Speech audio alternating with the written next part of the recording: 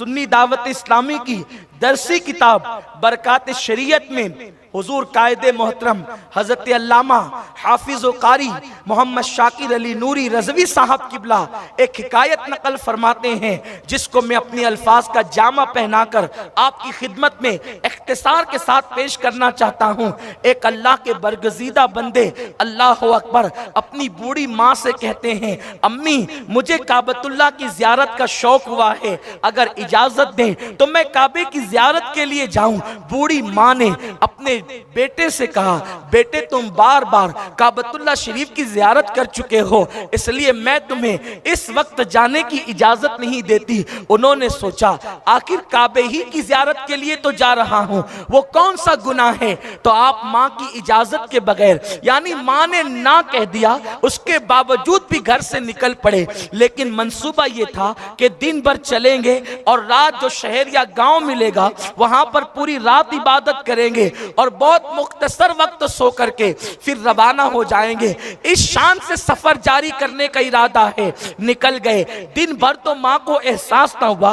रात को माँ ने पुकारा, बेटा कहाँ है तू। जब कोई जवाब ना आया तो माँ का दिल बेचैन हो गया, माँ का दिल मुस्तरिब हो गया, माँ बेकरार हो गई और कहने लगी, अच्छा मेरे ना कहने के बावजूद भी तू काबतुल्लाह के सफर के लिए चला गया।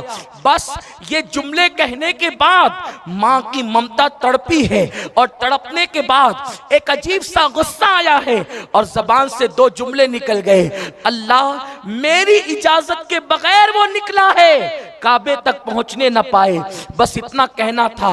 ऐ खातून जन्नत की कनीजों, मैं तुमसे अर्ज करता हूं, अगर तुम्हारी औलाद तुम्हें कितना ही सताए तुम उन्हें कभी बद्दुआ न दिया करो, इसलिए कि माँ की दुआ भी फौरन कबूल होती है और माँ की बद्दुआ भी फौरन कबूल होती है। तुम अपनी औलाद को जज्बात में आकर बद्दुआ दे देते हो, लेकिन जब वो बद्दुआ का असर जाहिर होता है तो तुम ही तो तड़पते हो, तुम ही तो बेचैन होते हो। बहुत सारी औरतें अपने बच्चों को गुस्से में पागल कह देती है, अपने बच्चों को गुस्से में बदमाश कह देती है, अपने बच्चों को गुस्से में नाफरमान कह देती है। ये पागल, ये बदमाश, ये नाफरमान तुम्हारे मुंह से निकलेगा, सही माना में नाफरमान हो गया तो, सही माना में पागल हो गया तो, सही माना में बदबख्त हो गया तो, सही माना में कमबख्त हो गया तो। इसलिए अपने बच्चों को गुस्से में भी गलत न कहो। अगर कहना ही है तो जलालतुल इल्म उस्ताजुल उलमा हाफिज अब्दुल अजीज मुरादाबादी हुजूर हाफिज मिल्लत से सीखो। जब आप गुस्से में आते थे तो गुस्से में भी बच्चों को जन्नती कहकर पुकारते थे, अपने तलबा को जन्नती कहकर पुकारते थे। गुस्सा भी उतर जाए और कबूल हो जाए तो उनका बेड़ा भी पार हो जाए। मेरे प्यारे आका सल्लल्लाहु अलैहि वसल्लम की कनीजों, तो इसलिए अपने बच्चों को बुरे अलकाबात से याद न करो, अपने बच्चों को बदबख्त न कहो, कमबख्त न कहो, इसलिए कि माँ के जुमले अल्लाह औलाद के हक में कबूल करता है। अच्छा कहोगे तो भी कबूल करता है और बुरा कहोगे तो भी कबूल करता है। इसलिए बहुत एहतियात की जरूरत है, बहुत एहतियात से काम लेने की जरूरत है। तो अर्ज ये कर रहा था, माँ की जबान से निकल गया कि अल्लाह मेरी इजाजत के बगैर निकला है, मेरी नाफरमानी करते हुए निकला है, काबे तक पहुंचने न पाए।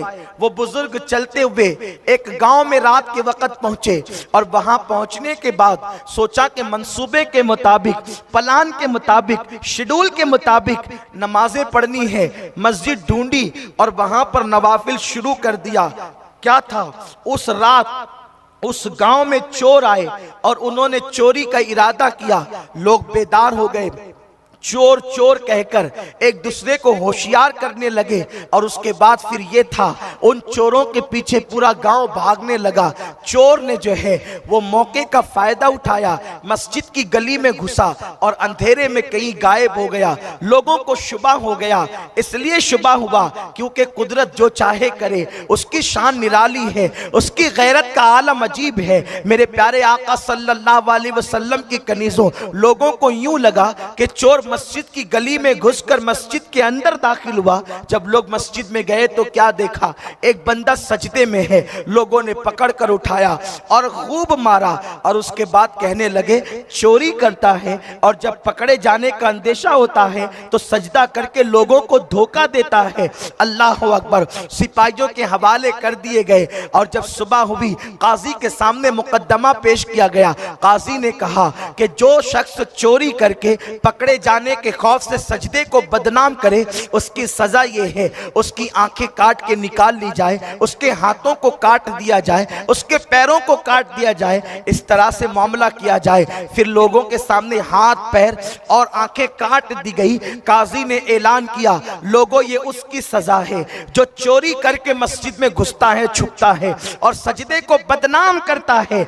इतना काजी कह रहा था, उस बुजुर्ग ने कहा ये न कहना काजी साहब कि ये उस चोर की सजा है जिसने सजदे को बदनाम किया। अब मैं जो कहता हूं ऐलान वो करो। आप ये ऐलान करें ये उस ज़ायरे काबा की सजा है जो अपनी मां की नाफरमानी करते हुए काबे की ज़ियारत के लिए जा रहा था।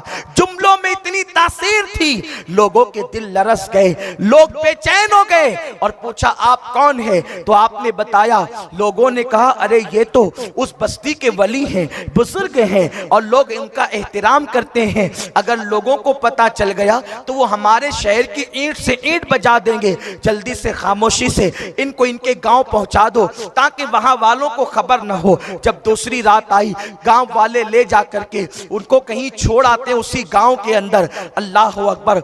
जब दूसरी रात आई तो माँ को अपने बेटे की याद आई, ममता तड़प गई। कल तो बद्दुआ दे ही दी थी, आज कहती है मेरे अल्लाह मेरे बेटे को मुझसे मिला दे, वो किस हाल में है। अभी ये जुमले कहे ही थे कि अल्लाह अकबर। बाहर से आवाज आई, है कोई गरीब को खाना खिलाने वाला? मैं 2 दिन से भूखा हूँ, मुझे कोई खिला दो। तो माँ ने, उनकी अम्मी जान ने जो है वो किसी फकीर की सदा समझ करके आवाज लगाई, ए फकीर जरा मेरे घर के पास चल करके आ जा ताकि मैं तेरी झोली में भीख डालूं। तो इन्होंने कहा कि माई मेरे पैर कटे हुए हैं। तो कहा हाथ बढ़ा ताकि भीख डालूं। कहा मेरे हाथ भी कटे हुए हैं। तो कहा कि तू नामहरम है और गैर महरम के सामने मैं कैसे आ सकती हूँ, अब बता मैं क्या करूं। तो इन्होंने कहा माई मैं अंधा भी हूं, इसलिए तुम मुझे खिला दो, मैं तुम्हें देख नहीं सकूंगा। जैसे ही वो बाहर निकली देख करके हैरान रह गई कि हाथ और पैर कटे, आंखें कटे हुए, ये कोई फकीर नहीं है बल्कि खुद का बेटा है। बेचैन होकर के बेटे से लिपट गई, बेटे तेरा हाल क्या है? फौरन माँ को उन्होंने पहचान लिया और कहा माँ मैं तेरी इजाजत के बगैर काबतुल्लाह जा रहा था, इसलिए मेरा ये हश्र हुआ। लेकिन माँ थी, ममता तड़प गई, बेचैन और बेकरार हो गई। अर्ज करती अल्लाह इस गम को न मैं बर्दाश्त कर सकती हूँ न मेरा बेटा बर्दाश्त कर सकता है। मेरे परवरदिगार अब इसको भी उठा ले और मुझे भी उठा ले। इतना कहना था कि उस खातून का भी इंतकाल हो गया, उस बुजुर्ग का भी इंतकाल हो गया। ऐ खातूने जन्नत की कनीजों, ऐ मेरी कौम की बच्चियों, मुझे बताओ वक्त का वली कहलाने वाला, वक्त का साहिबे करामत बुजुर्ग कहलाने वाला माँ का कहना तोड़कर अगर काबतुल्लाह के कुर्ब में जाए तो अल्लाह उनको नाकाम कर देता है और उनका ये अंजाम करता है।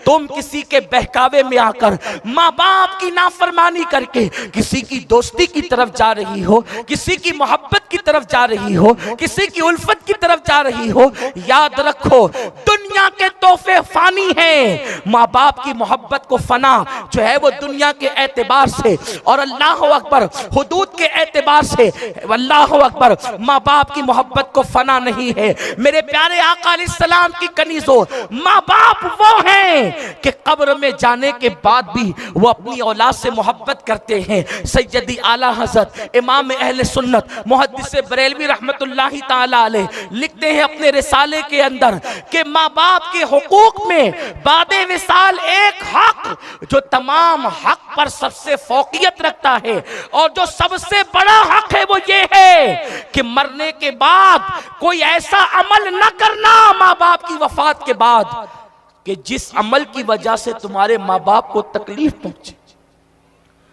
तुम माँ बाप की मौत के बाद बुरा अमल करोगे तो तुम्हारे आमाल से माँ बाप को वाकिफ कराया जाता है। अच्छा करोगे तो माँ बाप खुश होते हैं, बुरा करोगे तो माँ बाप के दिल को तकलीफ पहुंचती है।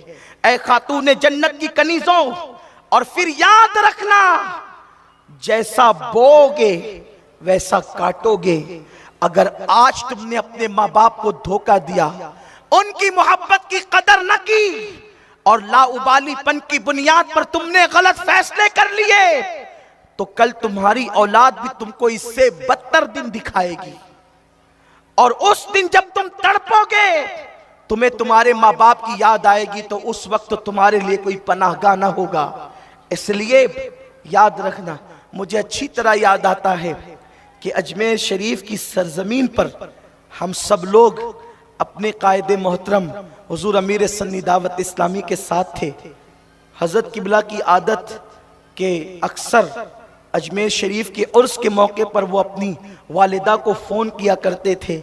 इंतकाल के बाद वालिदा के जब पहली छठी आई तो हजरत को उनकी वालिदा की याद आई, तो हजरत ने हम लोगों को एक शेर सुनाया था जिसकी लज्जत आज भी महसूस होती है कि माँ की गोद, बाप की गोद माँ का आंचल, बाप की गोद माँ का आंचल। हम भी कभी तख्त ताज वाले थे। बाप की गोद तख्त से कम नहीं है और माँ का आंचल ताज से कम नहीं है। खुदा की इज्जत की कसम, जो लोग तख्त ताज के लिए लाशें गिरा रहे हैं, उन्हें अगर पता होता कि बाप की गोद की लज्जत तख्त पर बैठने से बेहतर है और माँ के आंचल की लज्जत ताज की लज्जतों से बेहतर है, तो वो अपने माँ बाप के दामन में पनाह ले लेते। ऐ खातून जन्नत की कनीजों, होश के नाखून लो, तुम्हें भी कल माँ बनना है। अपने माँ बाप का दिल न दुखाना। और फिर एक मर्द के लिए सबसे बड़ा हक उसके माँ बाप का है, और एक औरत के लिए सबसे बड़ा हक पहले उसके शौहर का है, उसके बाद माँ बाप का। जब तक औरत की शादी ना हो उस पर हक माँ बाप का है। शादी हो जाए तो पहला हक उसके शौहर का है।